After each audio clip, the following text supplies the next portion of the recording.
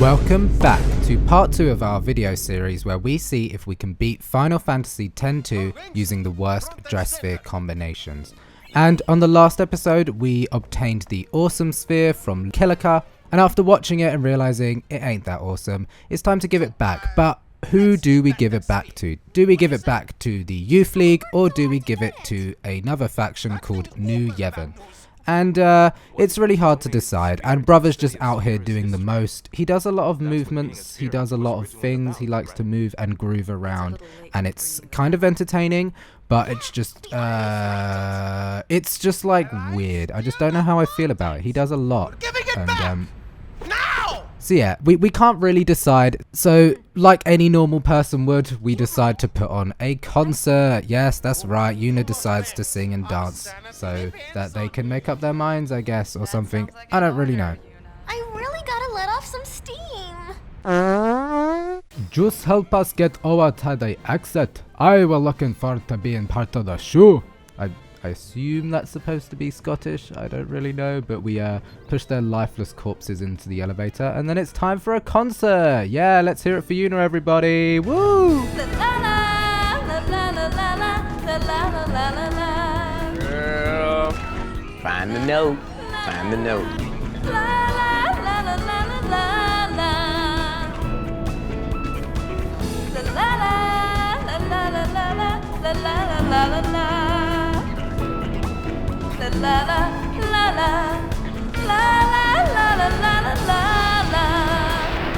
I bet this scene looked awesome in the trailers. Seeing Yuna and Tidus again, and then like they're being shot at, it's like, whoa, what the hell, what could this mean? I can't wait to play this game to see what happens to them. And really it's just like a dream that Yuna's having, where it's actually just Len's memories that are being poured into her because of the Dressphere that she keeps using. Either way, it's a very cool scene, and it's very nicely shot, and it all looks very cool, and I do like it. It's a nice change of pace from all the stupid we just had to witness. But I can't help but want to play this game instead of this. I feel like this is what was promised, and this is what we got. But either way, it's still cool to see it. New Yevon. Well, it's got Yevon in its name. Enough said. But the Youth League is reckless. They're the ones picking the fights. So the time has come for us to pick which cult we would like to give the sphere back to. Which side are we going to go with? The Youth League or New Yevon? And Yevon in the past has already proven to be a pretty manipulative and unreliable source. But every time I play this game, I go with the Youth League because it's the obvious choice. They are clearly much more appealing than New Yevon is. But like I said, I always go with the Youth League, so I'm going to mix it up a bit and go with New Yevon. So we head on over to Bevelle to give the sphere to Baralai. Convicts, move out! This is the sphere from Kilika Temple. After giving the sphere back to Baralai, he proceeds to tell us more about Vegnagun, which is like this giant machine that Bevelle is keeping, and it could destroy the world and something or other. And I'm immediately regretting my decision in giving the sphere to him, because he's really boring. He just talks and talks and talks, and I want to listen, and I want to know more about the story in Vegnagun, but I don't care. And I think it's just because he is talking. He's just very, very dry and very boring, and I don't really care for him.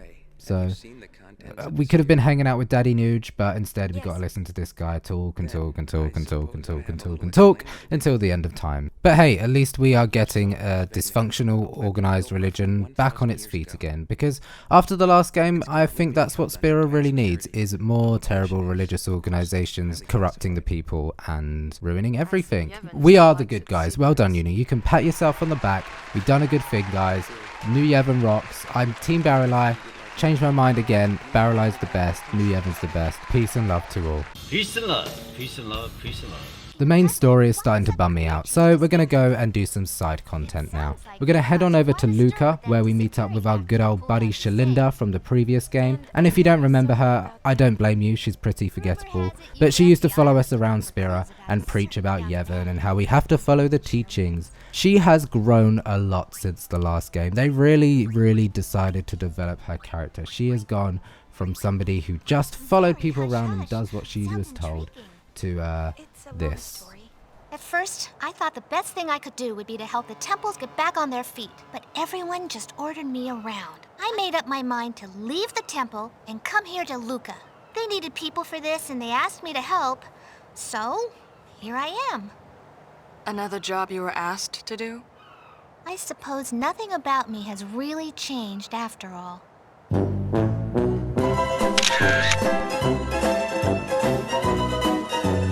Then we run around the Mihen High Road catching chocobos, and then we have another boss battle against the chocobo eater from the previous game. And yeah, that is the thing about this game, they do reuse a lot of enemies from the last game. In fact, I think almost every single normal enemy is reused from the previous game, and a lot of the boss battles are too, and here's one of them. And I don't really mind that. Like, this game is known to have a small budget, and I think they just wanted to reuse assets, and I don't see the problem with that. It's fun, and there's enough new stuff that I don't really mind when they reuse bosses, but I can see why some people would have a problem with it. So we're just going around with Payne's dances and seeing what we can use. It's immune to darkness, but as it turns out, it is not immune to slow. So we are using the slow dance to keep it slow. Yeah, that makes sense. And while Payne is doing that, we are using Riku to heal us as Yuna does all the damage.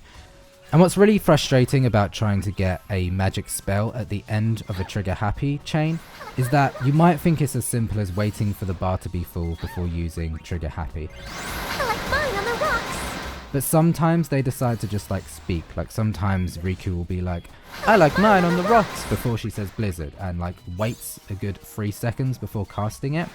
And that's really annoying because it means you just can't type it. Sometimes she's going to speak and wait a bit longer, and sometimes she won't speak. So like, if you are ever playing this game just for fun, do yourself a favor and don't bother with any magic characters. Go with all attacking characters and like maybe one support. But like, magic in this game is just annoying. You just want high damage dealing characters that can start big chains because they attack immediately. There's no waiting around. There's no cost of MP. And magic in this game, especially black magic, is just kind of useless. That's what I'm gathering from this playthrough. It really doesn't help us to have black magic, but we need damage, and it's the only damage we got, so that's what we're using. Yeah, there's not too much to this fight. He can't do anything crazy like inflict us with status ailments, so we just heal ourselves and attack when possible until he dies. Oh yeah! You didn't really give the sphere to new Yevon, did you? What did you go and do that for? We're at the Mushroom Rock Road now, and we have this boss battle against Elma. She is mad at us because we gave the sphere to New Yevon, and she is part of the Youth League, and the Mushroom Rock Road has become like the Youth League headquarters. So I don't really know what Yuna expected in going here, but it's actually quite cool that we get a boss battle with Elma, because she's kind of just like a little side character in Final Fantasy X, and this gives her like a little moment to shine, and it's cool that they went through the effort of rendering her, even if she is just like a soldier with a different skin on. Like you can see she has like the same attack animations as these other soldiers, but that's okay. Recharge! Sorry, what did Riku just say? Recharge! Oh right, okay, she says recharge. Okay, she's saying recharge. I literally, every time she says that, I have to stop for a minute and be like, whoa, I know this was 2003, but Jesus, why are we saying that? Anyway, this fight. Elma likes to use sleep a lot and slow, which can be quite frustrating, but we have Ezuna on Riku to get rid of sleep and Jitterbug from Payne to get rid of slow and give everyone haste. So once the two goons are down and it's just Elma against the three of us, there's nothing she can really do to hurt us. Yes, the status effects are kind of annoying, but they're easy to deal with. The important thing is that she's not doing too much damage to us. Riku and Payne in particular, their health pools are so low that a lot of bosses in this game can just like one-shot or two-shot them. Something I've noticed a lot about enemies is that they can attack multiple times very quickly, and Elma is like a first example of this, where they just seem to get in a lot of attacks a lot quicker than we seem to. And it can be quite hard to recover. As soon as one goes down and you're having to use Phoenix Downs and life magic, by that point the fight is almost definitely over, because as soon as they're revived they can use their next attack, you're back dead again. And this seems to happen quite a lot later on in the run, but for now we're okay because Elma is super weak. And yeah, the fight is almost over now, and we get a really nice chain off here right at the end. Final Fantasy X-2 introduces a lot of mini games, and they're very hit and miss. Some are quite fun, but some are just like painfully terrible. In fact, most of them are painfully terrible.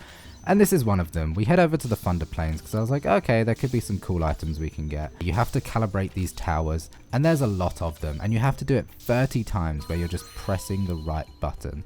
So I do 2, I give up, and I run away.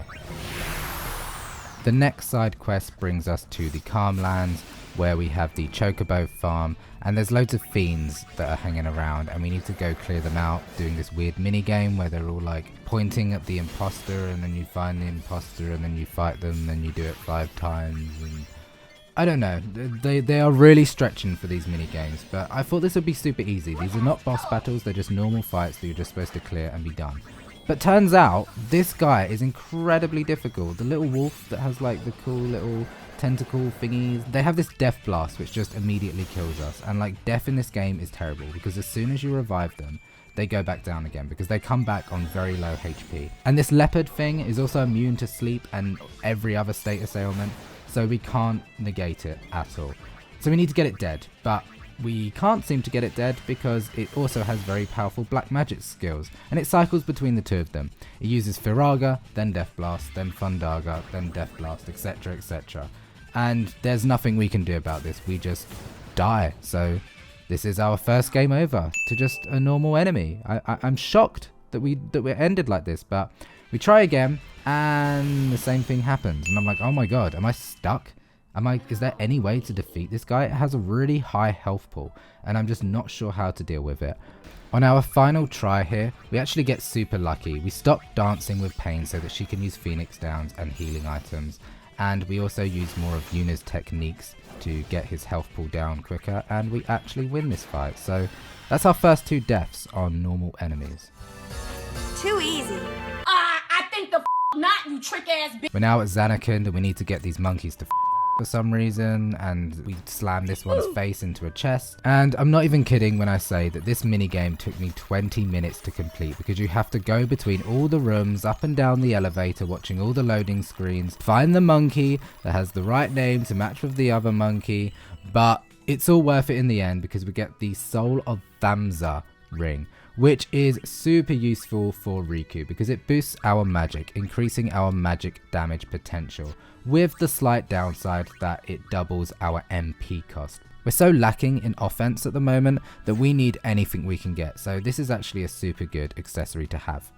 The nerve! Yeah, dude! What the fuck? Okay, main story quest time. We need to steal some syndicate uniforms from LeBlanc's goons in order to sneak into her palace and give her a back massage. Or no, we're looking for a sphere. We're going to do it because we need to look for a sphere. So to do that, we need to fight Lagos and Ormi again for the 5,000th time, and it doesn't stop there. We fight them even more times. The first 2 chapters are just about fighting LeBlanc, Lagos and Ormi. They don't really change. These boss battles are all kind of the same, they just have higher health pools and slightly different attacks each time. But they're all very easy, and you can see they're weak to darkness, so it's pretty chill. And then I also discover that they're actually weak to sleep as well, so as soon as we figure that out, this boss battle becomes just a cakewalk. And there's nothing really that they can do to us. A lot of their attacks go through darkness, so sleep is just much better because it means they can't do anything at all. So we are free to use our crappy black magic spells and shoot them in the face until eventually they both die. Well, they don't actually die, they just run away. They never die because that'd be kind of cruel. Yuna's not a murderer, she's just a sphere hunter. Except for all the other people she murders, she does murder all of these people. No problem. Anyway, the fight is over, we won. And we collect our first syndicate uniform, but it doesn't stop there. We still have 2 more to collect. So, you guessed it, we go back and fight them again, pick up the second syndicate uniform, and then we go chill out in the hot springs where we collect the 3rd syndicate uniform. And after all that hard work, they're like, you know what, let's strip down to our bikinis and just enjoy the hot springs for a bit. On sacred ground? Is this scene relevant to the plot?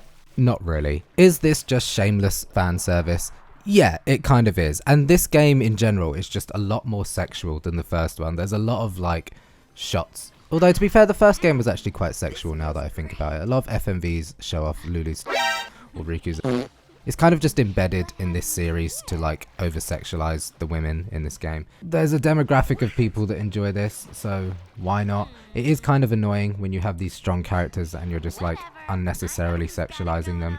but at the same time, they have been fighting very hard and doing lots of stuff, so like, maybe they do want to get in their bikinis and have fun splashing around in the hot tub.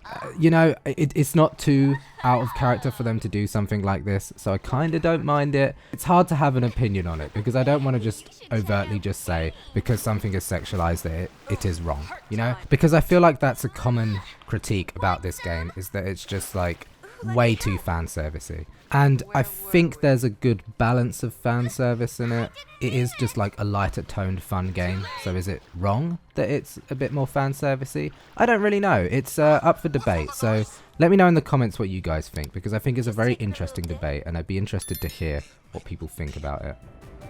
Call the tank. I'll be there right now. Of course, Brother is getting horny over the thought of them splashing around in the water, and that's one thing I do have a problem with, because it's like his sister and his cousin. Like, why has he got this obsession with his cousin? And I guess it's supposed to be funny. Can he not just have a crush on Pain instead, someone he's not related to? But whatever. The scene is over, Riku is getting pruny, so it's time for them to get out, and now that they have all three of the uniforms, it's time to sneak into LeBlanc's palace. So the disguises are working, and nobody knows that it is Riku, Yuna and Pain in these outfits, and Lagos and Ormi instruct us to go and tend to our duties, which obviously means we have to go and give LeBlanc a sexy massage. Okay, I take back what I said earlier about the fan service being like a good balance, because this chapter, it is just one after another, hot spring followed by back massage. Like, I get it, the game developers are horny, and it's just like, how many times are we gonna have to do like this? But we do it, and failing it is actually better, because we get this heady perfume accessory, which is really good because it has HP and MP stroll, and it boosts all of our stats. So this is like a perfect accessory for our white mage, which we use for like most of the run now. So yeah, very, very handy. Ah, the gull wings. Oh my god, are we fighting Ormi? I would have never have guessed. It's not like we've done that 5 times already. Oh lord. Again. Yes, of course, we fight him once more, and he's a bit stronger this time, but we defeat him quite easily. And you guessed what's coming next. We fight Lagos. Again. Nothing new, nothing changed, same old fight. And again, he goes down quite easily, slightly stronger, but no match for the gull wings. And then we have a fight against all 3 of them. And this is actually quite challenging, and it is, in fact, the last time we will ever have to fight them in this run, because they become our friends after this, which is quite nice.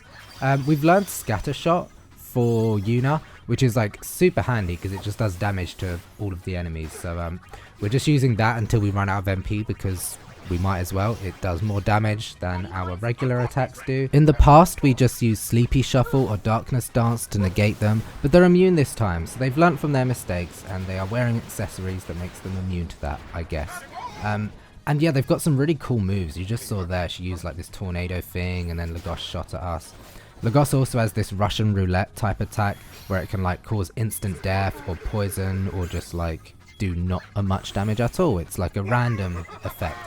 And this fight's cool. It's just a shame that all the other fights against them were so terrible. The strategy for this is just to use Carnival Can move, because it doubles our HP. It's really good. If there's ever a boss fight that's just doing too much damage to you, you can go super defensive, put Protect on everyone, use Carnival Can to double our HP, and then heal us with Riku.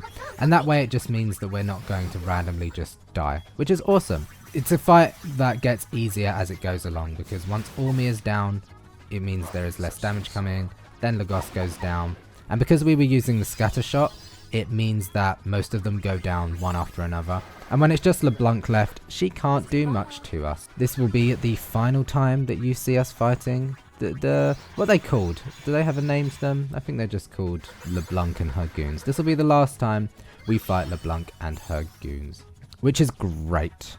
Because I don't know about you, but I was getting bored of it. This chapter has just been fan service and LeBlanc, fan service and LeBlanc, fan service and LeBlanc, and it's finally coming to an end.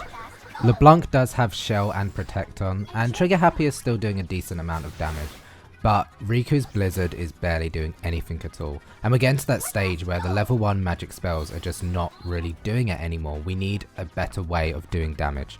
But the fight is over, and LeBlanc is now part of the party. Yay! So we head on over to Bevelle to confront Baralai and see what's going on with Vegnagun. A girly man like that doesn't stand a chance without his escort.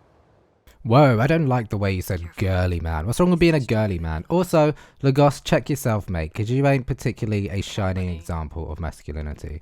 Enough of this nonsense! But regardless, we are sneaking into the depths of Bevelle to see what is happening with Vegnagun and to like put a stop to it, I guess. Watch the exit. I don't take orders.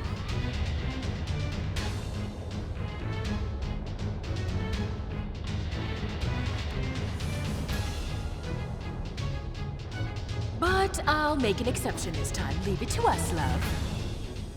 Okay, so we have these series of puzzles that we have to do with these like spinning plates that lead down to some platforms, and I'm following a guide and it's telling me which ones I need to use to get the ribbon accessory, which is super handy because it means we're immune to all status ailments. Well, most status ailments. There's another accessory later that makes us immune to every status ailment. But I want to get it, so I'm going around and I have to fight all these bosses. And it's really nice because these bosses give you lots of experience. And this guy here who you fought in the first game, again, it was that big creature in Barge Temple.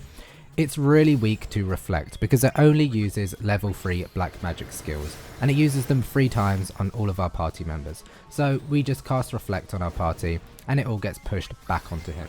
Which means it's actually really easy and it's just free experience, which is nice because we are quite weak. I haven't really done any grinding whatsoever. So our party isn't particularly strong and we're using very bad Dresspheres, remember. So this is a nice way to gain some levels while also gaining a really important accessory. Yeah, look, you can see, look how much our levels are going up. Right. Pearl necklace. Like, this game doesn't even try to hide how like gross it is sometimes. Did not expect this though. So I've been running around fighting like 6 of these plus a bunch of robots. Like, I've been running around for ages killing these monsters. And then I get an oversoul version of this guy. And I'm like, okay, that's fine. He just has more health. Should be okay. He's just going to keep using his level 3 black magic spells. Nope. I was wrong. He can use physical attacks now and he's very quick. And we're dying very quickly and I'm like, oh god, I haven't saved in a while and I really do not want to lose because it means I have to go through all the cutscenes again, which you can skip, but it's still annoying. I have to go through all those bosses again, look through the walkthrough to see which spinning plates I have to activate, and I'm like, okay, let's see if we can survive this. Everyone is going down. I used an Effa and yeah, Riku ate the dust and I actually rage quit after this because I was kind of mad. I woke up the next morning feeling fresh and ready to go, and we don't get any oversoul versions of this monster. And we do the puzzle again, and I'm feeling calm, I'm feeling ready, everything is going well.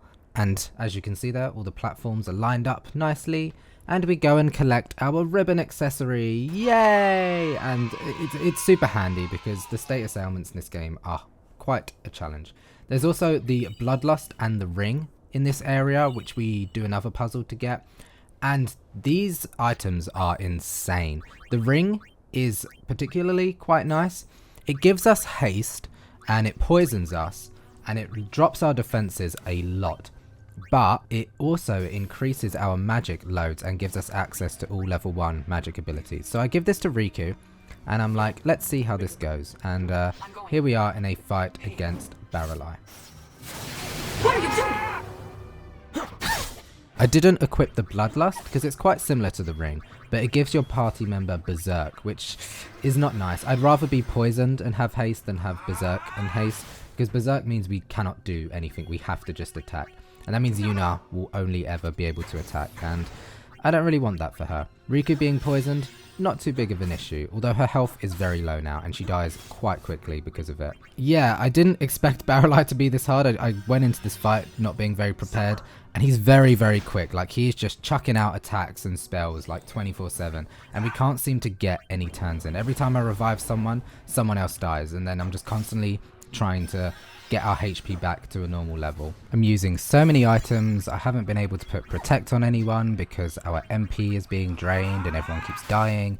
So I just went into this completely unprepared, and I need to retry it. So after Pain dies, I make the conscious decision to just murder Yuna. I just start shooting myself, but he inflicts stop on me. So even when I try to KO myself, I can't even do that. He won't even let me KO myself. Goodbye, my sweet hairy prince.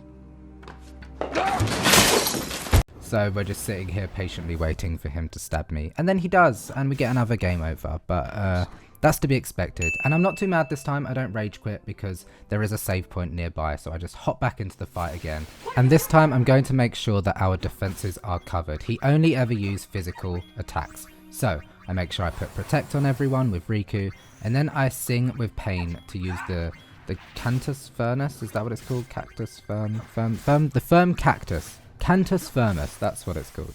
I use the Cantus Firmus to boost our defenses even more, and now I'm feeling ready. I'm going to make sure that Riku is constantly healing, and that we are using Trigger Happy to get as much damage out as possible, Jitterbug to just make our ATB bar fill up quicker. There is that attack that reduces our MP to 0, which is a problem if he targets Riku, which of course he does. We just use an Ether on Riku whenever her MP gets drained, and that will bring it back up again. And yeah, he's still doing a lot of damage to us. This isn't easy now that I've used Protect. It's still a challenge, but this is going a lot smoother. Everybody is alive at least, and as long as we have Yuna alive doing damage, it should be fine. And he doesn't actually have that much HP, and he goes down quite easily. So that was much easier the second time around. Now it's time for the final fight of the chapter, and it's none other than Bahamut. Well, more specifically, it's Dark Bahamut, which, if you remember from the previous games, the Dark Aeons were like the hardest battles in the game. They were super, super challenging. But in this game, they're just like normal story bosses. And it's a little bit of a cop-out. You have to fight all of the Dark Aeons. And you can tell it's just because they wanted to reuse assets from the last game. They had all the models for it. They never really explain why the Aeons turn evil and decide to attack you. And also why Yuna can no longer summon them. I guess because the Faith all went to sleep. But if all the Faith have gone to sleep, then why are the Aeons back at all? Unless these are like made by New Yevon as like weapons. I don't know.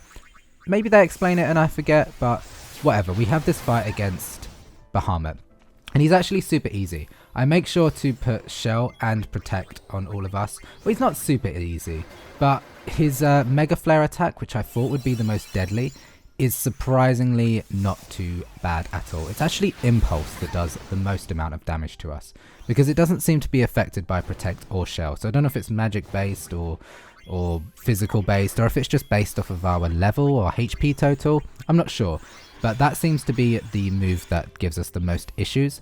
And he counts down to Mega Flare, so you know when it's coming up and you know to heal to full whenever it does come up. But surprisingly, it doesn't do too much damage thanks to our Shell. We're using Carnival Can as a way to increase our max HP, doubling it and making sure that Mega Flare can't do too much, because I wasn't sure what it would do. So here you can see he's about to use Mega Flare. I'm expecting big numbers because it's a big scary attack, and look at that, all the crazy particle effects and explosions, and it does like nothing, which is just mad. I don't really know why it's like that, why Impulse does like almost triple the amount of damage that does, maybe even quadruple. But yeah, Mega Flare is not an issue, and this fight isn't an issue. It's just a slow process using Trigger Happy and Blizzard or Fire or whatever level 1 magic spell we have. Makes this super easy. We're trying to time it again with our Trigger Happies, making sure we use Trigger Happy and then following up with a Blizzard at the end of the chain. But that doesn't always happen because Bahamut will interrupt with Impulse, or Riku will speak again, and we just can't seem to get the timing right. But at least we know that we're not in any real major danger. Having haste as well on Riku now is so handy. I'm not sure if the ring is actually worth it, because the drop in HP and defense is very noticeable and Riku dies very easily. But it is very nice to have haste on her constantly. And having her magic increased as well means that our healing spells just do so much more and heal us to full all the time. And it also means that whenever she uses her black magic spells, they're doing a lot more damage. And damage is the thing that we are lacking. So that's why I equipped the ring. In any other circumstance, I wouldn't bother with the ring. If you're just doing a normal playthrough, leave this item alone. The downside is far too dire, and you don't really need the magic boost. If you are a black mage, you would have learned Faraga and Fundaga by now, and you can just do big damage like that. You don't need the super boost that ring gives you, because the downside, it's just far too much.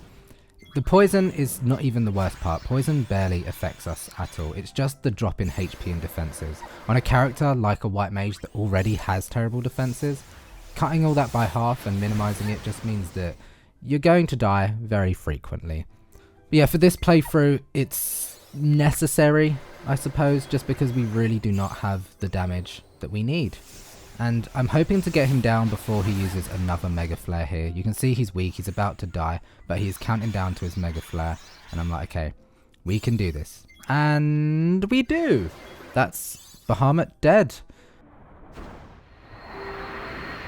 Nothing.